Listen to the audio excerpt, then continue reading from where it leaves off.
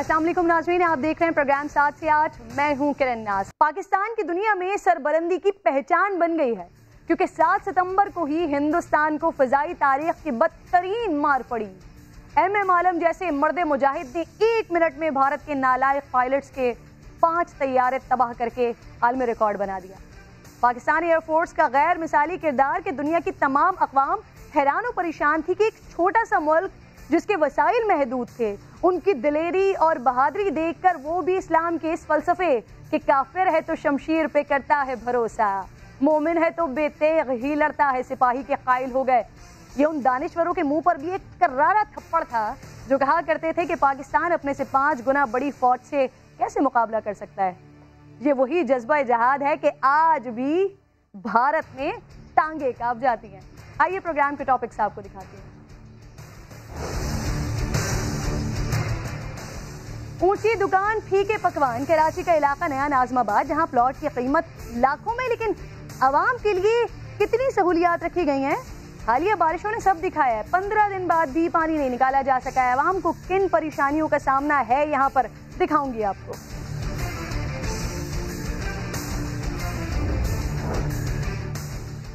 साढ़े 6 माह की तवील छुट्टियों के बाद बिलाखिर तालीमी इदारे खोलने का फैसला कर लिया गया है।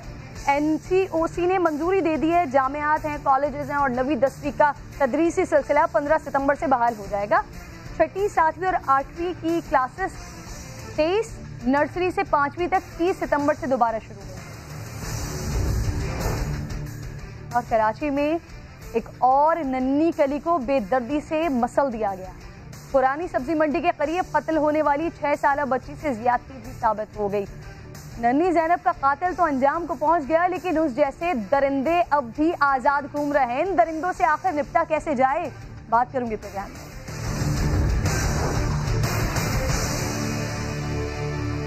प्रोग्राम में आपको खुशामदीद कहती हूँ नाज़रीन। हालिया बारिशों ने कराची वालों को बहुत सताया है। अंदरून सिंध की हालत शहर कायद से भी ज्यादा खराब है, लेकिन महाशी हब में अगर सबसे ज्यादा कोई इलाका मुतासर हुआ है तो वो है नया नाज़माबाद। ये हम इसलिए कह सकते हैं क्योंकि 15 दिन से ज्यादा हो गए हैं। आज भी वहां पानी ऐसे खड़ा हुआ है जैसे कोई कुआं हो, जैसे कोई नदी हो, जैसे कोई झील हो। बहुत सी बातें सुन रही थी कि वहां ऐसा नहीं जैसा बताया जा रहा है। इंतजामिया का दावा था कि वो हर मुमकिन काम कर रहे हैं। हकीकत क्या है फिर मैंने खुद जाकर देखा, अब आपको भी दिखाती हूँ। नाज़रीन, तो पिछले कई सारे दिनों से मैंने आपको कई सारे इलाके कराची के दिखाए जहाँ पर बारिश के पानी की वजह से इलाका मकीन किस तकलीफ़ में है, किस मुसीबत में है। आज मैं जिस इलाके में आई हूँ ये कोई ऐसा एरिया नहीं है कि जहाँ पर गरीब बस्तियाँ आबाद हों या जहाँ पर झोपड़पट्टी हो। जिस जगह पर मैं खड़ी हुई हूँ, अगर आप इसे पॉश इलाका कहना चाहें आप बिल्कुल कह सकते हैं। 15 दिन हो गए। 21 तारीख से जो स्पेल आना शुरू हुआ, यानी कि 5वां, 6ठा और 7वां, उस 5वें स्पेल से यहाँ के लोग 21 तारीख के 21 अगस्त से 21 तारीख के बाद 27 अगस्त को जो बारिश हुई है उसके बाद से अब तक ये लोग किस तकलीफ में हैं, किस अजियत में हैं, ये देखते हुए चलिएगा नाज़रीन। ये नया नाज़माबाद का मेडिकल सेंटर है और इस मेडिकल सेंटर का अभी इफ्तिताह भी नहीं हुआ है, ये लोगों के लिए ओपन भी नहीं हुआ है। लेकिन यहाँ पर अब क्योंकि ये तबाही मची है, लोगों के घर पानी से डूब गए हैं, बर्बाद हो गए हैं, तो उसके बाद अब यहाँ पर कोशिश ये की जा रही है कि लोगों को रेस्क्यू किया जा सके। कमरे मौजूद हैं और इन कमरों के अंदर लोगों को रखा हुआ है। आइए कुछ, अस्सलाम वालेकुम, आ जाओ। अस्सलाम वालेकुम। सबसे पहले तो ज़रा ये दिखाइए, ये एक हॉस्पिटल का रूम है, लेकिन इस रूम के अंदर अब इन्होंने अपना किस तरह से ज़िंदगी गुजार रहे हैं। ज़रा नाज़रीन तकलीफ़ दे आलम मैं आपको दिखाना चाहती हूँ। ये देखिएगा, ये थैलियों के अंदर कपड़े रखे हुए हैं इनके। ये हम किसी हॉस्पिटल में जाते हैं तो वहाँ पर अटेंडेंट के लिए या फिर जो मरीज़ होता है उसके सारे सामान के लिए एक साइड टेबल मौजूद होती है। इसको ये अपना कुल मताए हयात या कुल फर्नीचर की तरह इस्तेमाल करें, जिसके ऊपर खाने पीने का सारा सामान रखा हुआ है।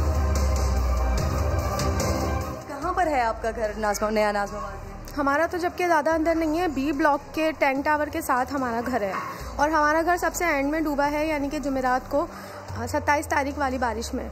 लेकिन इनका सी और डी ब्लॉक 21 तारीख से डूबा हुआ है और वो लोग इनके मॉडल बैंगलों में रह रहे हैं। इन्होंने जब से हम इनको फोर्स कर रहे हैं मैनेजमेंट को, प्लीज़ आप कुछ करो, प्लीज़ आप इधर बड़े पंप लगा दो। इन्होंने छोटे छोटे से वो पंप लगाए हुए थे, उनसे कुछ पानी नहीं निकला और हमने अपने आंखों से अपना घर डूबते हुए देखा है। हम लगातार पानी अपने करीब आते हुए देख रहे थे और शिफ्ट करने की, अपनी चीज़ें बचाने की कोशिश कर रहे थे, जो कि अब मुकम्मल तबाह हो चुकी हैं, कुछ नहीं बचा है। और हमारी छत पे हमारे जानवर भी अभी भी हैंगे, कहाँ तक हम चीज़ें रेस्क्यू करते। तो उन जानवरों को आज भी हम लोग दाना डालने के लिए गए हैं बहुत मुश्किल से, तो फर्नीचर बिल्कुल रुई की तरह बिखर चुका है, घर में कुछ भी नहीं बचा है। अब दीवारें बची हैं, हम चाहते हैं जल्द से जल्द ये पानी निकाल के हमें घर पहुँचाएँ। 15 दिन हमें यहाँ हो गए हैं और सी और डी वालों को तकरीबन 20 दिन होने वाले हैं, बल्कि 24 दिन। वो हमसे भी एक हफ्ते पहले से इनके इधर महरूम हुए हैं अपने घरों से। लेकिन इनकी तरफ से, मैनेजमेंट की तरफ से हमें बहुत डिसअपॉइंटमेंट हुई है। हमें रेस्क्यू भी रेंजर्स वालों ने किया। आप लोग रह कैसे रहे हैं यहाँ पर, मतलब कैसे? खाना वगैरह सुबह का नाश्ता और खाना, 2 टाइम का खाना देकर जाते हैं। पर इन चीज़ों से ज़िंदगी नहीं गुजरती। हम अपनी लाइफस्टाइल जिस तरीके का जी रहे थे, हम ऐसा नहीं जी रहे यहाँ पे। हम लोगों को ये ज़िंदगी की तसव्वुर भी नहीं थी कभी। देखें आप, ये हाल दिखाया आपने, हम इस तरीके से कभी भी नहीं जीते थे। हम इस सोसाइटी में आए इसलिए थे हमारे बच्चों का फ्यूचर अच्छा हो, सिक्योर हो। ये सिक्योरिटी हुई है हमारी। हम कहाँ आके बैठ गए हैं, तबाह और बर्बाद हो गए, वापस ज़ीरो पे पहुँच गए हम लोग। बच्चे कितने हैं आपके? हम लोग माशाल्लाह, मेरे 2 बच्चे हैं। एक बच्चा मेरी देवरानी का है, 8 महीने का बच्चा है वो। उनको लेके उनके पापा के घर भेजा है हमने, क्योंकि जाहिर है ये जगह नहीं है कि वो यहाँ छोटा बच्चा लेके रह सकती हमारे साथ। इन लोगों को हमारी बिल्कुल क्या सिचुएशन है, हमारे दर्द का अंदाज़ा नहीं हो पा रहा है। और ना मैनेजमेंट ने हमें वहाँ से रेस्क्यू किया, हमें मरने के लिए छोड़ दिया। रेंजर्स को ये अंदर नहीं आने दे रहे थे और एडी वालों को 2 दिन पहले उन्होंने वापस पलटाया था। लेकिन पूरी रात इतनी तबाहकारी के बाद रेंजर्स आई और सुबह 10 बजे हमें रेस्क्यू किया है रेंजर्स ने। अंदाज़ा है कितना नुकसान हो गया आपके घर में?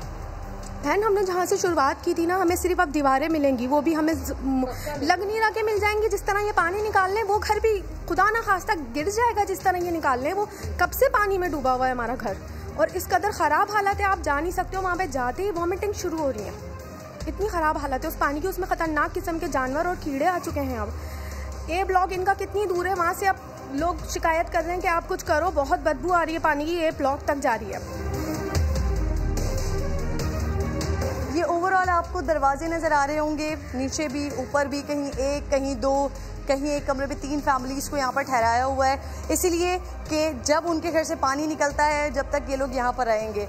और यहाँ के इंतज़ामात को जितना लोगों ने बताया, अभी तो मैं आपको लेके जाऊँगी और देखूँगी कि किस तरह के इंतज़ामात हो रहे हैं, पानी निकालने के लिए क्या किया जा रहा है। लेकिन जैसा कि लोगों ने बताया कि पिछले 15 दिनों से तो यहाँ पर ऐसा कुछ ख़ास काम नहीं हो रहा।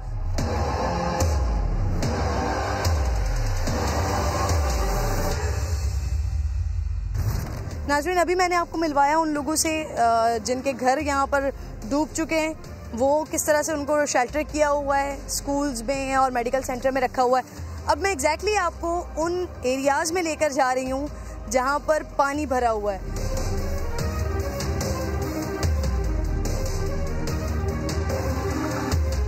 ये तबाही के मनाजिर यहाँ से शुरू हो चुके हैं।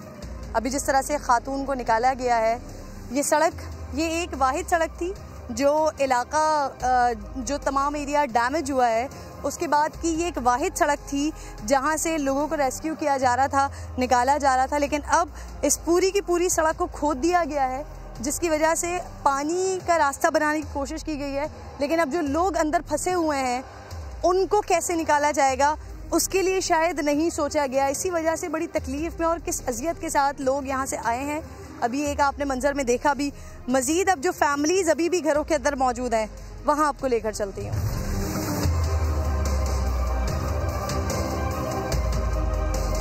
ये देखिए जी मंजर, यहाँ तक नया नाज़माबाद का जो शाहकार है वो दिखाई देता है, लेकिन यहाँ के बाद से अंदाज़ा होता है कि यहाँ पर इस इलाके के अंदर किस तरह की तबाही आई है, कैसी बर्बादी आई है। तकरीबन यहाँ पर 700 से 750 फैमिलीज़ हैं जो रहती हैं, और आधे से ज़्यादा ये नया नाज़माबाद डूब चुका है। 350 से ज़्यादा घर यहाँ पर डैमेज हो चुके हैं। ये मैं आपको दिखाती हूँ सामने, ये सारे ब्लॉक्स हैं जहाँ पर घर भी दिखाई दे रहे हैं, लेकिन अब ये पूरे एक नहर, एक दरिया का मंजर बना हुआ है। यहाँ से पानी निकालने का काम हो रहा है। वहाँ पर सामने सड़क को मज़ीद यहाँ पर पानी के लिए बनाया जा रहा है, रास्ता बनाया जा रहा है कि पानी को किसी तरह से उतारा जाए, निकाला जाए।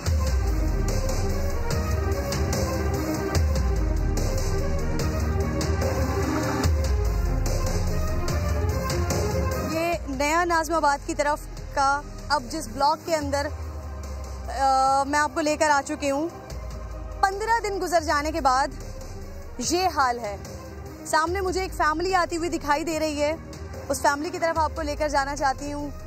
तमाम घरों में लेकर जाऊँगी आपको और दिखाऊँगी कि यहाँ पर कितने अज़ियतनाक मनाज़र हैं, कितने तकलीफ़देह मनाज़र हैं। एंड जितने हम लोगों से बात सुन रहे थे, जो कुछ कह रहे थे कि ये वाकई बहुत स्मेली पानी है और 15 दिन जब कोई पानी खड़ा रहता है कहीं पर तो वो फिर गंदगी और गलाजत का ढेर बन जाता है। किसी को कुछ नहीं मालूम कि कितने जर्म्स, कितनी बीमारियां इस पानी के अंदर मौजूद हैं।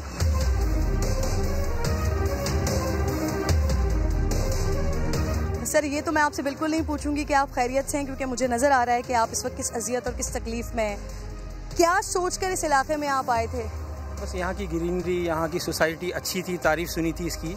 और बहरिया टाउन चूँकि दूर हो जाता है, ये करीब में था, शहर के नज़दीक था, इसलिए हमने यहाँ लिया था।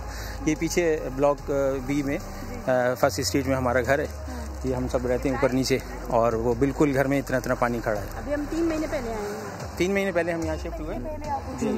कितना नुकसान हो चुका है अब तक आपका? फर्नीचर गया, सब दरवाजे, कैबिनेट वगैरह, अलमारियाँ सब गई, बेड, कुछ उठाने का मौका ही नहीं मिला। जिस वक्त पानी आना शुरू हुआ, हमने गए, मैनेजमेंट से कहा बहुत कि आएँ, हमें रेस्क्यू करें, हमें पानी कम करें, कुछ ये करते, लेकिन वो इनका वो पिछला भी इन्होंने यही कहा था कि दीवार तोड़ दी, आ गया पानी। अभी भी यही कह रहे हैं दीवार तोड़ दी। दीवार तो हर साल तोड़ देंगे, कोई हर प्रॉपर हल होना चाहिए ना कि ये पानी ना आए यहाँ।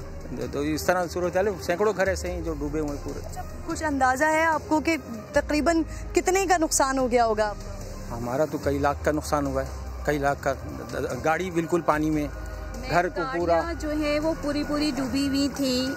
समझे, एक 10 दिन गाड़ियाँ जो हैं वो लेवल थी, नज़र ही नहीं आ रही थी। अब आपको सोच सकती हैं, गाड़ी जो है पूरी डूब जाना, पूरे घर डूब जाना, कुछ भी नहीं बचा सके हम। 1:30 बजे, रात के 4 बजे बच्चों को यहाँ से लेके जाना कितना मुश्किल लम्हा था। मैं जो हूँ वो रुक गई थी, मैंने कहा मैं सुबह निकलेंगे हम लोग। वालदा जो है वो नहीं जा सकती थी रात में। तो जब ये लोग बच्चों को लेके जा रहे थे, ऊपर से हम देख रहे थे, तो आप सोच सकती हैं कि गर्दन तक पानी था, उस वक्त क्या तासुरात हुए। इनकी तरफ से कोई रिस्पांस नहीं है, सारे भागे में, कोई ऑफिस में इस वक्त मौजूद नहीं है। इस वक्त भी नाज़रीन, हम जब पानी में खड़े हुए हैं तो ये देख लीजिए, घुटनों से ज़रा नीचे पानी है और आगे बहुत ज़्यादा है। और ये देखें, ये इतना, यानी कि तकरीबन 4, 3.5, 4 फीट, और फिर आगे जाकर मुझे बताया जा रहा है 8 से 9 फीट पानी है। यानी कि अगर मैं अंदर जाती हूँ तो मेरे सर से ऊपर पानी है। चोरियाँ हो रही हैं, बाज़ घरों में तो ऐसा हुआ है कि LCD लगी हुई है वो गायब हो गई। अब हम लोगों का मसला ये है कि हमारे डोर्स जो हैं वो फूल चुके हैं। 10 दिन 12 दिन जो पानी खड़ा हुआ है, तो हम घर के दरवाजे भी लॉक नहीं कर सकते। अब आप सोच सकती हैं, घर में हर चीज़ जो है वो खुली पड़ी है। अब इसका जिम्मेदार कौन है? हम किससे जाके शिकायत करें? एक और चीज़ नाज़रीन मेरी अभी नज़र पड़ी, मैं आपको दिखाना चाहती हूँ कि जब ये पानी का लेवल ऊपर हुआ होगा तो यहाँ पर कितनी डेंजरस सिचुएशन हुई होगी कि ये इलेक्ट्रिसिटी के मीटर्स हैं, ये देखिए, ये सामने मीटर्स लगे हुए हैं, मीटर्स ऑन हैं, पानी में करंट भी आ सकता था, सिचुएशन और ज़्यादा बिगड़ सकती थी, क्योंकि ये बहुत लो हाइट के ऊपर ये मीटर्स लगाए हुए हैं।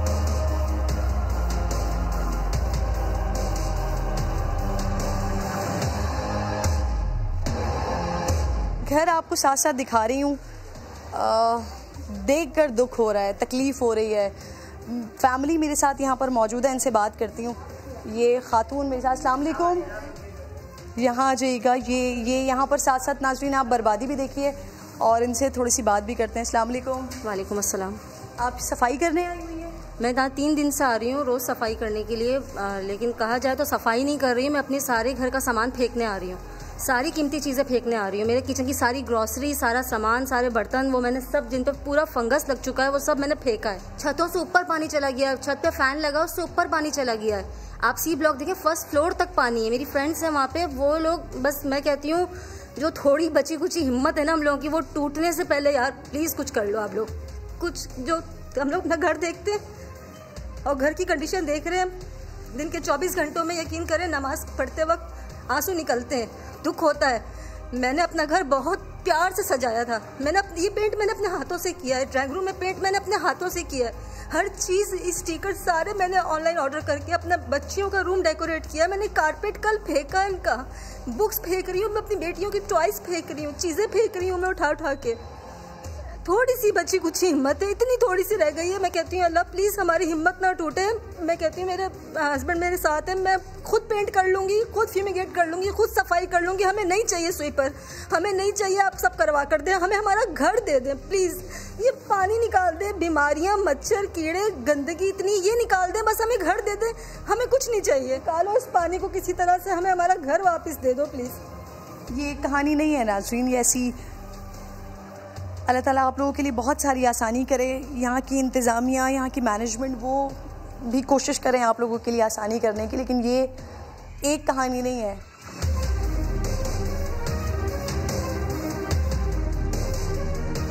पूरा ये आप देखें, जब मैं चल रही हूँ तो ये आपको दिखाई दे रहा होगा, ये नीचे पूरा कीचड़ बन गया है, जिसकी वजह से पाँव स्लिप हो रहा है, पाँव ग्रिप नहीं कर पा रहा है, जिसकी वजह से आराम से नहीं चल सकते हैं। और इसके अंदर वक्तन फ़वक्तन मुख्तलिफ़ कीड़े और मुख्तलिफ चीज़ें दिखाई दे रही हैं। शुक्र है रेंजर्स ले गई थी मुझे घर तक, तो उसमें मैं अपने डॉक्यूमेंट्स और ये सब चीज़ें अल्लाह का शुक्र है निकाल के ले आया, वरना और मेरे बहन के डॉक्यूमेंट्स तो बिल्कुल ही ख़राब हो गए, हालांकि उसकी मैट्रिक की और ये सब जितनी भी सनदें थी सब ज़ाया हो गया। अब मेरे अब्बू ने इतनी मेहनत करके पूरा अपना फर्नीचर बनाया था, बेड वगैरह देखा तो ऐसे तैर रहा है जैसे कश्ती नहीं आती घर के अंदर ही, तो इस तरीके से फ्रिज जा रहा है। बड़ी मुश्किल से मैं और ये अकेला भाई, फिर क्या कहते हैं अजीब अजीब से जानवर, सांप वाम ये सब चीज़ें भी दिख रहे हैं, उसके अंदर जाना भी एक अदाब है। मेरी एक फ्रेंड ने मेरी क्या कहते हैं 0 मीटर बाइक गिफ्ट की थी, वो भी क्या कहते हैं तबाह और बर्बाद हो गई। मैं आई हूँ यहाँ पर तो इन्होंने मुझे काफ़ी गाइड भी किया, यहाँ के बारे में बताया भी। सुरैया कंप्लीट अभी मुझे यहाँ पर देखकर लग तो नहीं रहा कि किसी एक का भी घर बेहतर हुआ हो या किसी एक भी फैमिली को कह दिया हो कि आप जाकर शिफ्ट हो जाएं। इतने दिन क्यों लग गए? आखिर आप भी यहीं के रिहायशी हैं, क्या मसला क्या है, क्यों इतने दिन लग गए और अभी तक पानी खड़ा हुआ है? अभी भी मज़ीद 7 दिन चाहिए और अगर मीनवाइल दोबारा बारिश हो जाती है तो फिर ये टाइम और आगे बढ़ जाएगा। आपने जैसे कहा कि किसी एक को भी जो है वो देख के नहीं लग रहा कि उन्होंने कांटेक्ट करके बोला होगा कि आप घर में शिफ्ट हो जाएं, वो मैनेजमेंट यहाँ पर आपको कहीं नज़र आ रही है? कहीं ये मैनेजमेंट सिंस 21 अगस्त यहाँ पर मौजूद नहीं है। 21 अगस्त से जो बारिश स्टार्ट हुई है, उसके बाद जो 27 को बारिश हुई है, जिससे ये मज़ीद एरिया जो है वो ऑल द वे स्टार्टिंग तक जो डैमेज किया है, कहीं पे भी मैनेजमेंट मौजूद नहीं है। ये कराची का पॉश इलाका है जिसे बड़े फ़ख्र के साथ, बड़े गुरूर के साथ नया नाज़माबाद कहा जाता है। ये नया नाज़माबाद में रहने वाले ये वो लोग हैं जो इस तरह से अपने सामान को उठाकर आ रहे हैं, जिनको एक अच्छा लाइफस्टाइल चाहिए, जिनको एक बेहतरीन ज़िंदगी चाहिए, जिनको अपने बच्चों का मुस्तकबिल सिक्योर चाहिए। लेकिन ये लोग इस तरह से अपने सरों के ऊपर सारा सामान उठाए यहाँ से आ रहे हैं। नया नाज़माबाद के इस बरसात कम और सीवरेज के मिले हुए पानी में मैं खड़ी हुई हूँ काफ़ी देर से, और यहाँ पर मैं सिर्फ ये सोच रही हूँ नाज़रीन कि मैं तो कुछ देर के लिए आई हूँ, लोगों के मसले को देखा है, उनके घर बार को देखा है, चली जाऊँगी वापस। लेकिन बहुत सारे लोग, बहुत सारे ऐसे ख़ानदान जो यहाँ रह रहे हैं, इन घरों से रोज़ाना की बुनियाद पर अपना सामान निकाल रहे हैं और उन रिलीफ सेंटर्स में रहने के लिए जा रहे हैं। वो अपनी ज़िंदगी कैसे बिता रहे होंगे? नासिर हुसैन शाह साहब से जब समा ने सवाल किया था कि सर नया नाज़माबाद में इतना पानी हो गया है, इतना पानी भर गया है, उनके लिए भी कुछ करें, तो उन्होंने कहा था कि तो प्राइवेट सेक्टर है, अगर आप कुछ कर नहीं सकते तो कम से कम यहाँ की मैनेजमेंट से सवाल तो कर सकते हैं कि इतने दिन गुजर गए, आधे से ज़्यादा कराची सूख गया, यहाँ के लोग आज भी इतनी तकलीफ़ में, इतनी अजियत में अपना तमाम सामान बर्बाद करवाने के बावजूद क्यों रह रहे हैं? प्लीज़ इनसे सवाल कीजिए और यहाँ के लोगों की मुश्किल को हल कीजिए।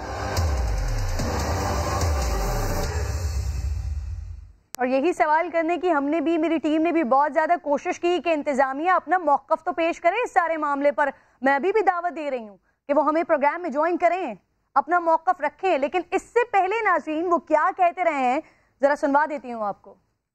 मामूली तौर पर बरसात हुई और जो दूसरी वजह हुई कि जो बाहर का पानी था जो इस कॉलोनी का नहीं था, वो उसकी दीवार तोड़ के उसको अंदर दाखिल कर दिया गया। और मेरा ख्याल है कि अगले 2 से 3 रोज में इंशाल्लाह सूरत हाल ठीक हो जाएगी। जो हमने रिजर्वॉयर्स का निज़ाम बनाया है, स्टोरेज टैंक्स का निज़ाम बनाया है, ड्रेनेज का निज़ाम बनाया है, मुझे पूरा यकीन है कि ये कराची में मेरा ख्याल है ये कंपेरेबल होगा किसी भी बेहतरीन निज़ाम से। तो 4 तारीख को जनाब ने समाज से बात करते हुए ये कहा था कि 2 से 3 रोज के अंदर मसला हल हो जाएगा। 5 तारीख को मैं उस इलाके के अंदर मौजूद थी और उससे थोड़ी देर पहले ही इलाका मकीन से मीटिंग की थी और उन्होंने कहा था कम से कम 7 से 8 दिन में ये मसला हल हो जाएगा। बहरहाल यकीनन अच्छा प्रोजेक्ट होगा आपका, मगर लोगों का बहुत ज़्यादा नुकसान हो गया है। सिंध हुकूमत की मदद लीजिए या पाक फौज की मदद लीजिए, लेकिन पानी जल्द अज जल्द निकालिए और जो नुकसान लोगों का हो गया है, उनकी सारी ज़िंदगी की जमा पूंजी का जो नुकसान हो गया है, उसका कम से कम कुछ ना कुछ इजाला करने की कोशिश भी कीजिए। लेकिन यहाँ पर जो सूरत हाल मैं देख कर आई हूँ और जो लोग वहाँ पर रहते हुए ये सारी सूरत हाल देख रहे हैं, वो यकीनन बड़ी अजियत में होंगे। दुआ है हमारी कि ये अजियत लोगों की जल्द से जल्द ख़त्म हो जाए। इसका फॉलोअप मुसलसल इंशाल्लाह प्रोग्राम में रखेंगे जब तक नया नाज़माबाद वालों का ये मसला हल नहीं हो जाता। एक छोटा सा ब्रेक लेती हूँ। ब्रेक के बाद पेरेंट्स के लिए अच्छी खबर भी है, बच्चे अब दोबारा से स्कूल जाना शुरू होंगे, लेकिन ज़रा कुछ SOPs को भी फॉलो करना होगा। इन तमाम मामलों पर बात करूँगी ब्रेक के बाद।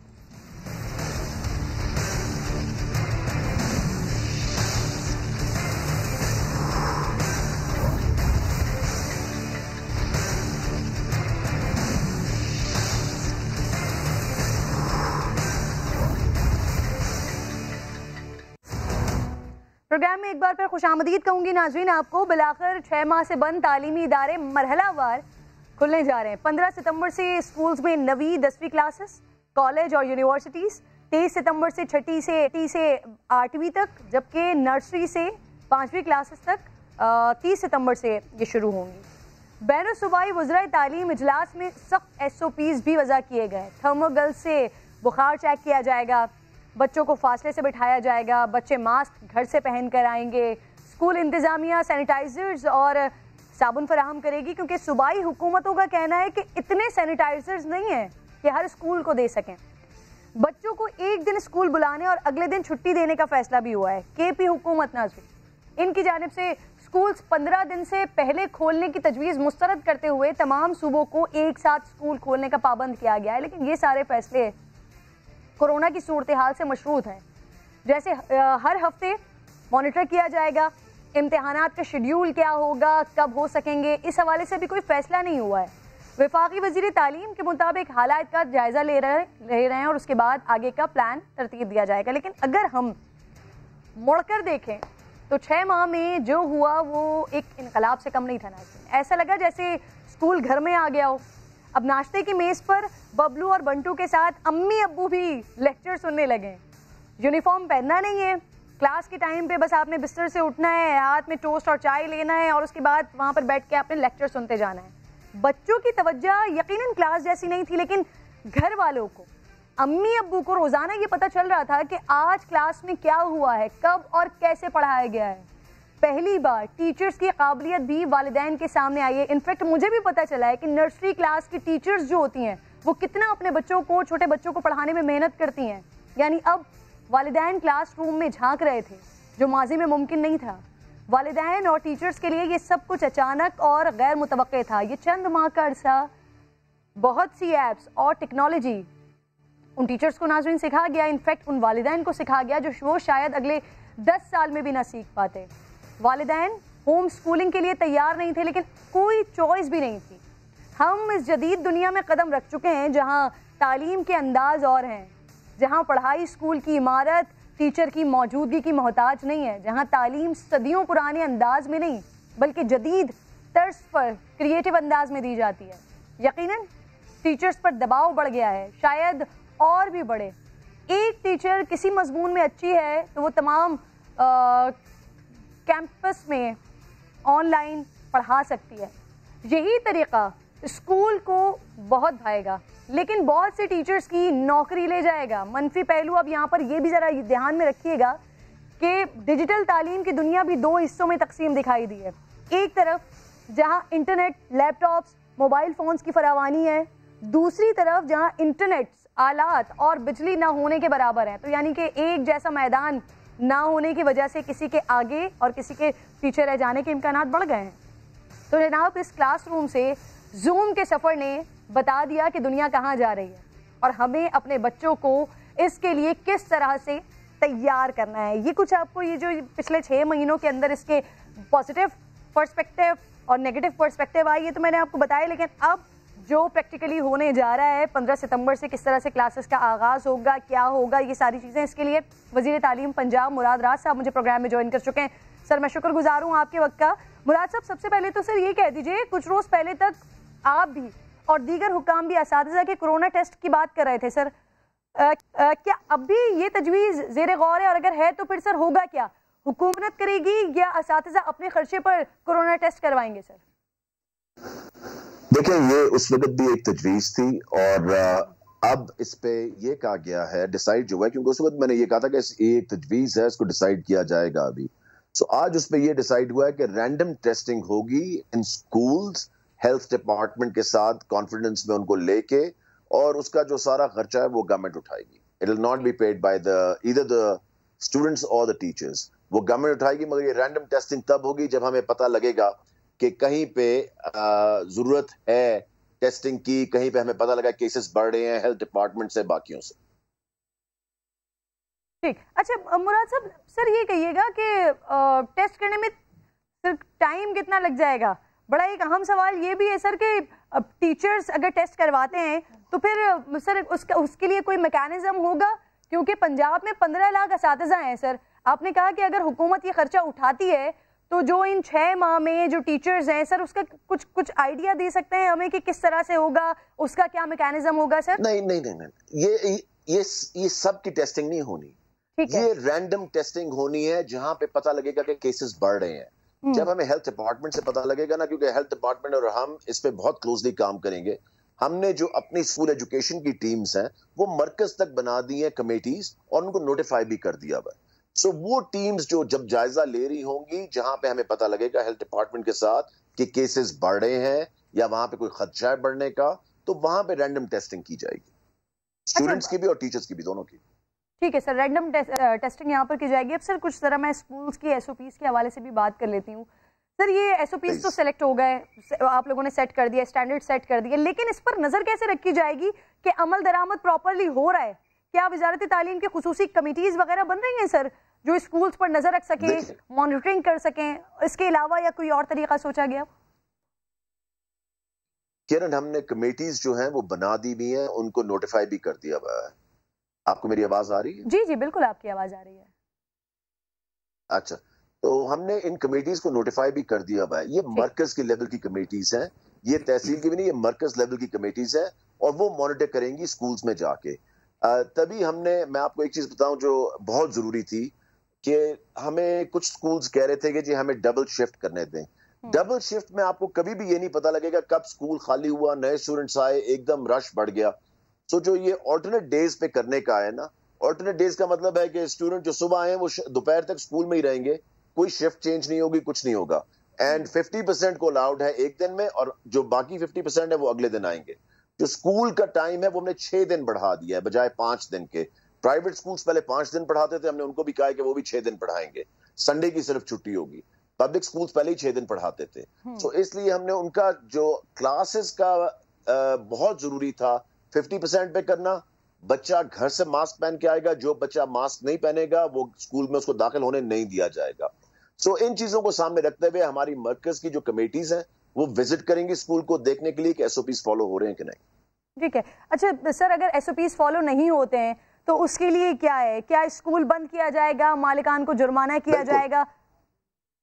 देखिए जी, पहले वार्निंग दी जाएगी, और अगर अगले दिन भी सिचुएशन ठीक नहीं होती, इस पे जुर्माना भी है, और हमने स्कूल को बंद कर देना। हमने इस पे चांस नहीं लेना। There is no zero tolerance on this, बिल्कुल जीरो टॉलरेशन। अच्छा मुराद साहब, आप कह रहे हैं कि 50% जो अटेंडेंस होगी उसको 50% पे आप लेकर आ गए हैं, और क्योंकि ऑल्टरनेट डे होगा तो इसलिए 6 डेज स्कूल होंगे, टीचर 6 डेज होंगे, लेकिन बच्चे ऑल्टरनेट डेज पर आएंगे। सर बहुत सारे स्कूल्स हैं जो बहुत अच्छे बने हुए हैं, बड़े स्कूल्स हैं, लेकिन सर बहुत बड़ी तादाद वो पूरे पाकिस्तान में ही, और बिलखुसूस अगर मैं सिर्फ पंजाब की, क्योंकि आप पंजाब को रिप्रेजेंट करते हैं, और अगर मैं सिर्फ पंजाब की बात करूं तो पंजाब के बहुत सारे स्कूल्स ऐसे हैं जो सर माली बदहाली के बाइस मुकम्मल तौर पर या जुज़वी तौर पर बंद हो चुके हैं। सर आपके डाटा के मुताबिक ऐसे कितने स्कूल्स हैं कि उनकी बहाली के लिए कोई पैकेज ला रहे हैं सर?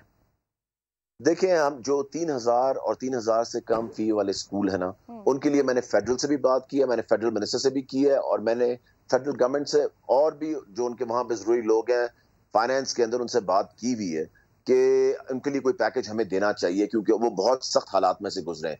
क्योंकि पेरेंट्स ने, मुझे पता है कि फीस नहीं बंद कर दी थी, तो उसकी वजह से टीचर्स को भी उनको सैलरी देने में प्रॉब्लम्स आई, और जो रेंटल बिल्डिंग्स थी उसके अंदर भी उनको प्रॉब्लम आई, और यूटिलिटीज जो देनी थी उनके अंदर भी प्रॉब्लम्स आई। So hopefully we can get something. I've asked them a couple of times, so maybe hopefully they're working on something, or maybe last week मुराद साहब एक छोटी सी कंफ्यूजन छोटी सी सर ये भी क्लियर कर दीजिएगा मेरी, अगर किसी स्कूल की स्ट्रेंथ बहुत ज्यादा है और वहां पर कैपेसिटी ऑलरेडी कम है, आप कह रहे हैं कि ऑल्टरनेटिव डेज के ऊपर किया जाए, तो वो उसके ऑल्टरनेटिव डेज के साथ भी वो कैसे अकोमोडेट करेंगे स्टूडेंट्स को, अगर उनकी स्ट्रेंथ बहुत ज्यादा है और वैसे ही वो ऑलरेडी छोटा स्कूल है? सर उसके लिए भी कुछ आप लोगों की प्लानिंग का हिस्सा है? देखें, अगर 50 स्टूडेंट्स हैं एक क्लास के अंदर, ठीक है जी, इस वक्त तो 25 एक दिन आएंगे और 25 अगले दिन आएंगे। और इसके लिए हमने, किरण मैं आपको बताऊं क्या किया है, हमने सिलेबस को ऑलरेडी कंसाइज कर दिया है, उसको हमने रिड्यूस कर दिया है।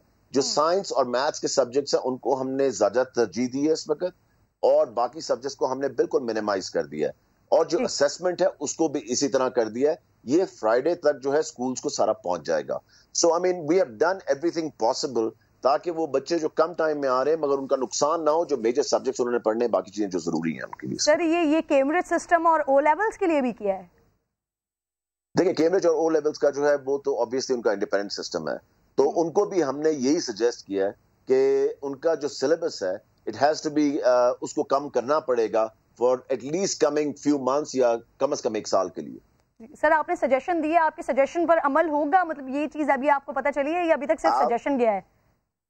किरण, आप ये देख लेंगे, पहले भी हमने आपको चेंज करके उनका दिखाया है ना, कि एक तरफ वो चले थे और फिर वी कांटेक्ट, मेरा उनसे पर्सनल खुद कांटेक्ट हुआ था, जो उनकी कंट्री डायरेक्टर है उनसे भी और बाकियों से, तो चीजें ठीक हो गई थी ना, तो इंशाल्लाह ताला ये भी ठीक। चलिए ये चीज मुझे ज्यादा अच्छी शायद मलिक अबरार साहब बता सकते हैं, प्रेसिडेंट हैं प्राइवेट स्कूल्स एसोसिएशन के। बहुत बहुत शुक्रिया सर आपके वक्त। कभी मुराद साहब साथ ही मौजूद है। सर सबसे पहले तो मुझे बता दीजिए, मरहलावार स्कूल ओपनिंग के लिए आप लोग आई थिंक मान नहीं रहे थे सर, लेकिन अब ये एसओपीज भी तय पा गए हैं, ये मामलात भी तय पा गए हैं, तो अब आप लोग इसके साथ दुरुस्त हैं सर? ये फैसला सही हो रहा है? जी शुक्रिया। देखें, एसओपीज प्राइवेट सेक्टर के लिए फॉलो करना कोई इशू नहीं है, और हम आज से 3 महीने पहले भी यही बात कह रहे थे कि अगर स्ट्रिक्ट एसओपीज को हमने फॉलो करना है, जो आज करेंगे या 15 सितंबर का इन्होंने ऐलान फरमाया है, तो अगर ये 3 महीने पहले हो जाता तो हमारे बच्चों का इतना कीमती टाइम ज़ाया ना होता। और आप ये देखें कि हमारे जो सर्द मकामात हैं वहाँ दिसंबर से तालीमी इदारे बंद हैं।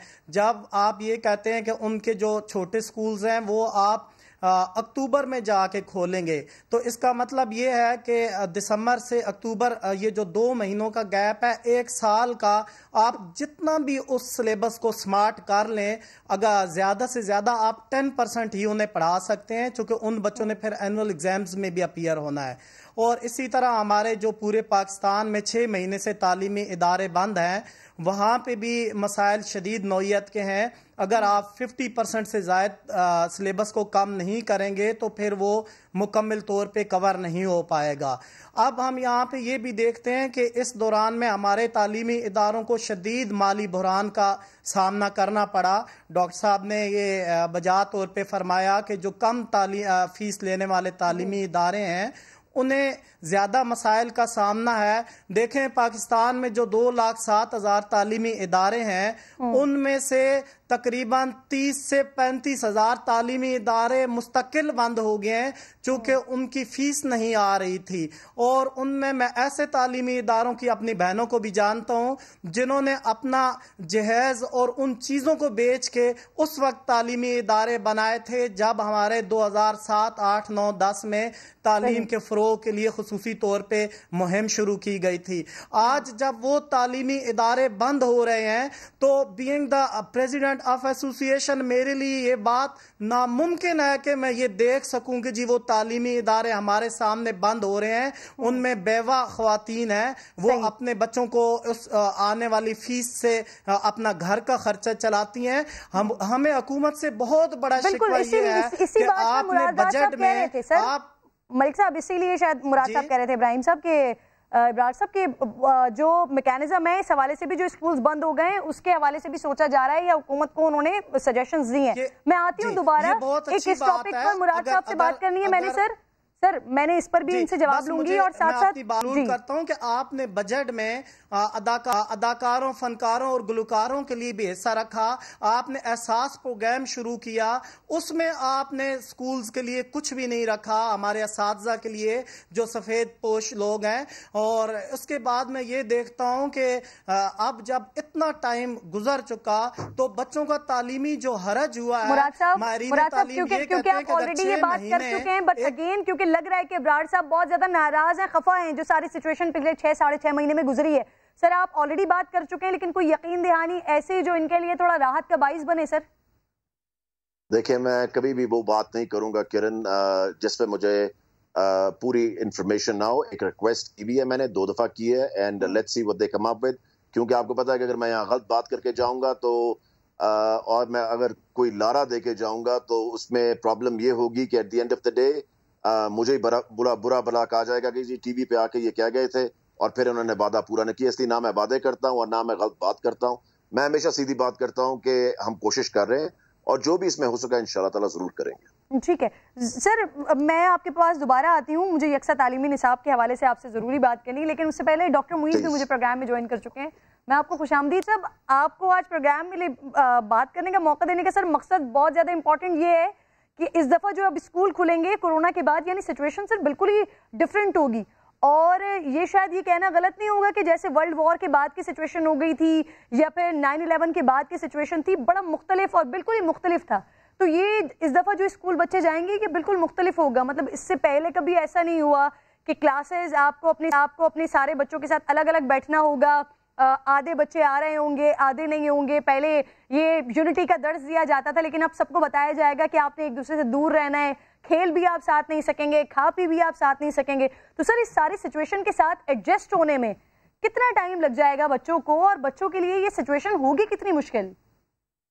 जी ये वो मेरे ख्याल में टॉपिक है जिसको डिस्कस करना चाहिए, क्योंकि दुनिया चेंज हो गई है। अब जब आपने कहा कि वर्ल्ड वॉर 2 के बाद कौमें जिंदा हो गई, मगर वो कौमें जिंदा हो गई जिन्होंने जिद्दोजहद की, जिन्होंने रिस्पॉन्सिबिलिटी के साथ अपने अपने फराइज अंजाम दिए। अगर हम करेंगे तो हम भी वापस जिंदा हो जाएंगे, मगर कुछ चीजें डेफिनेटली नहीं होंगी। नंबर 1, देखिए बच्चे 6 महीने से आदी थे घर पे, और उसके बाद वो एक रूटीन होता है, एक आदत के बारे में कहते हैं कि 40 दिन तक अगर आप कोई काम मुतवातिर करो तो वो हैबिट बन जाता है, आदत बन जाती है।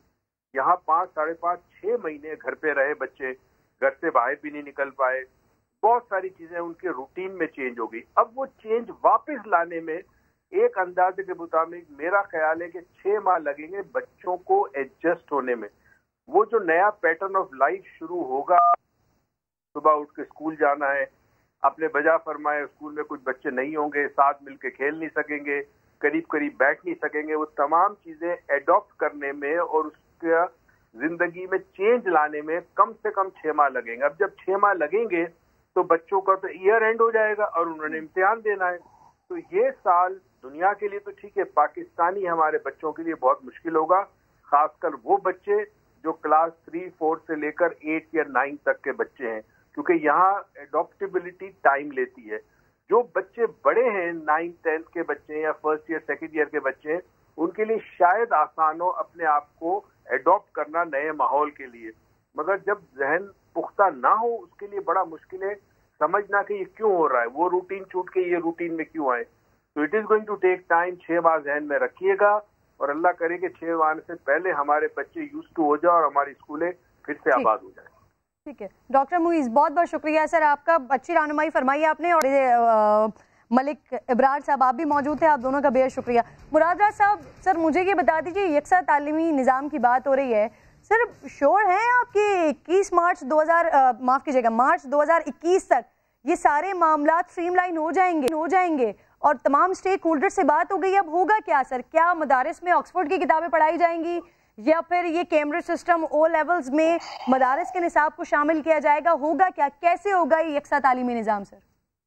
देखिए किरण, मैं आपको ये बताऊं कि सारे समझ रहे हैं कि यकसा तालीमी निज़ाम का मतलब है कि सब ने एक जैसी किताबें पढ़नी शुरू कर देती।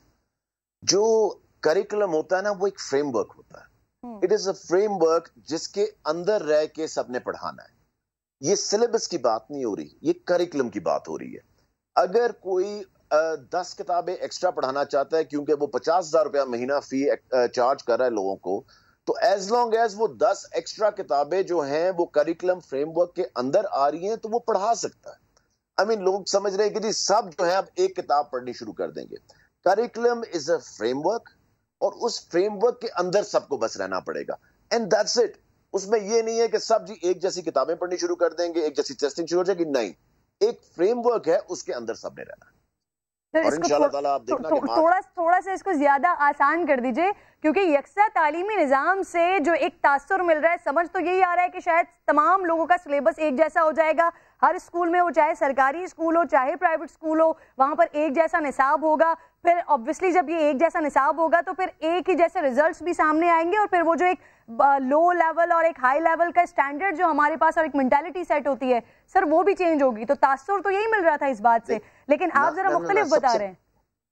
सबसे पहला स्टेप जो है वो करिकुलम का है, ठीक है ना जी। ये स्टेप बाय स्टेप होगा, this is not going to happen overnight या जी ये 3 महीने में हो जाएगा।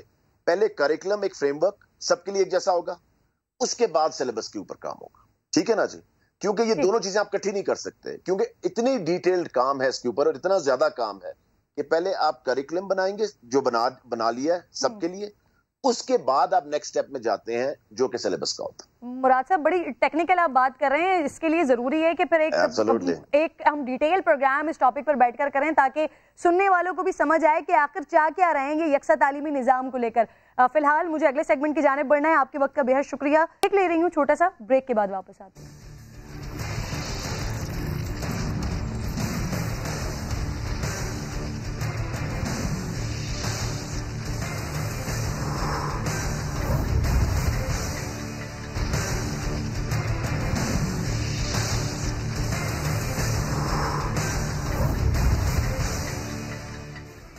मैं एक बार फिर नाज़रीन खुशामदीद कहूँगी और अब जिस टॉपिक पर मैं बात करने जा रही हूँ उस मासूम नन्ही सी बच्ची जिसकी लाश कचरा कुंडी से मिली है, जो किसी की ज़्यादती का शिकार हुई और फिर उसके बाद उसकी जहनी जो हालत थी कि उस बच्ची की लाश को जला दिया। मेरे साथ इस वक्त बिलाल कुतुब साहब मौजूद हैं, उनसे बात करती हूँ। बिलाल साहब बहुत बहुत शुक्रिया आपके वक्त का, जो सारी मेहनत ज़ैनब केस में की थी ये सोच कर कि शायद ऐसे दरिंदों को नाकाम करेंगे, ऐसी सोच को हम ख़त्म करने की कोशिश करेंगे। मुझे जैसे जैसे ये वाक़यात देखती हूँ मुझे लगता है कि शायद मैं नाकाम हुई हूँ उस कोशिश में। हम हुकूमतों की बात करते हैं, हम कानून पर अमल दरामद होने की बात करते हैं, हम अदालतों की बात करते हैं, लेकिन अपने घर की तरबियत की बात क्यों नहीं करते, इखलाक की इखलास की बात क्यों नहीं करते कि फिर ऐसे वाक़यात कहीं ना कहीं से निकलकर हमारे मुंह पर आकर खड़े हो जाते हैं। बिलाल साहब आपने बिल्कुल बात दुरुस्त कही कि आपको ये एहसास जरूर हो रहा होगा कि शायद नाकामी हुई, लेकिन मेरे ख्याल में आपकी उस काली शर्ट ने मीडिया को भी एक हया वाली कामयाबी जो है वो यकीनन समा की नहीं सारे मीडिया की, और ये वो कार्रवाई है जो कि शायद अदारों को करनी चाहिए थी, लेकिन अगर मीडिया ने भी की तो बड़ी अच्छी और बड़ी आला बात है। लेकिन मेरा सवाल है छोटा सा कि जब जुर्म इनफरादी होता है तो वो जुर्म होता है, जब जुर्म मकसद की हो जाए तो उसको जुर्म नहीं कहा जाता। मिसाल के तौर पे जुआ और शराब मुसलमानों के लिए यहाँ हराम भी है जुर्म भी है, लेकिन बरतानिया में ना वो हराम ना वो जुर्म है, वहां पे उन्होंने उसको कानून साजी देकर उसको एक जायज अमल करार दे दिया। जितने जराइम इस वक्त बच्चों के साथ ज्यादती के हो रहे हैं, मुझे ईमानदारी से बताइए आपके या समा चैनल के अलावा कौन सी वो शख्सियत है इस मुल्क में जो यहाँ पे उन लाशों की आवाज बनी हुई है? यहाँ पे सिर्फ इंसाफ अंधा नहीं है, यहाँ मुझे लग रहा है कि देने वाले भी शायद देख नहीं पा रहे हैं। एक गाड़ी में आप सड़क पे सैकड़ों लोगों के सामने सिपाही को कुचल दें और कुचल देने वाला जो है वो बाइज्जत बरी हो जाए, तो भाई ज़ैनब की सजा जो है वो सरेआम जब आप देने का शोर मचा रही थी तो आप ही के खिलाफ आधे से ज्यादा मुल्क की एनजीओ खड़ी हो गई थी कि ये जुल्म है कि उसको सजा दी जाए। आज उसको दी गई होती तो आज ये आपको बहस ना करनी पड़ती। अगर एहतसाब की दहशत गर्दी की अदालत हो सकती है तो बच्चों के लिए भी, इन जालिमों को मारने के लिए भी मुझे लगता है शायद फौज ही से दरखास्त करनी पड़े कि वो भी अदालतें बनाए। इनका फैसला कर तब से लेके आज तक किसी मासूम की शुदा लाश की कोई आवाज नहीं बना। ये मुहर्रम क्या सिर्फ समा के लिए और आपके लिए है? सिविल सोसाइटी कहाँ है, मिंबर कहाँ है, हुकूमत कहाँ है, अवान कहाँ है, अदालतें कहाँ है? हर मौत पर खामोशी, तो फिर ये जुर्म तो ना हुआ ना।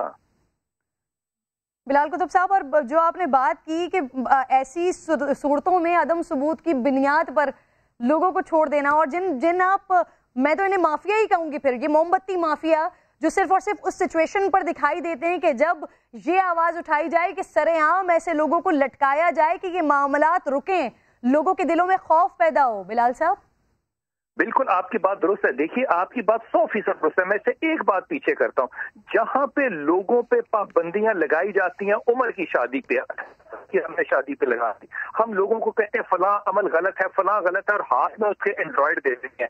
तो भाई बाहर के ममालिक ने जब ये किया है तो उन्होंने लोगों को सोशल सिक्योरिटी के साथ पब्स और क्लब्स भी दिए हैं। आपकी एक तरफ बंदिश है, दूसरी तरफ आप उनको फॉलो करना चाह रहे हैं, तो फिर मोमबत्ती माफिया ही आखिर माफिया मांगेगा ना, और कहेगा कि ये इस्लाम को नाफिज करना एक ज्यादती होगी। इस्लाम को पाकिस्तान में नाफिज करना एक ज्यादती है, तो रियासत मदीना ख्याल जिसने हमें दिया है, ये बात तो करके उन वालिदैन के साथ बिलाल कुतुब साहब, उन लोगों के साथ ज्यादती करते हैं जिनके बच्चे, जिनके मासूम बच्चे ऑलरेडी ज्यादती का शिकार हो चुके होते हैं। बहुत बहुत शुक्रिया, मैं आप साथ मौजूद थे। वक्त खत्म हो गया नाज़रीन, इंशाल्लाह मुलाकात होगी आपसे कल। अपना और अपने मुल्क का ख्याल रखिए। अल्लाह ने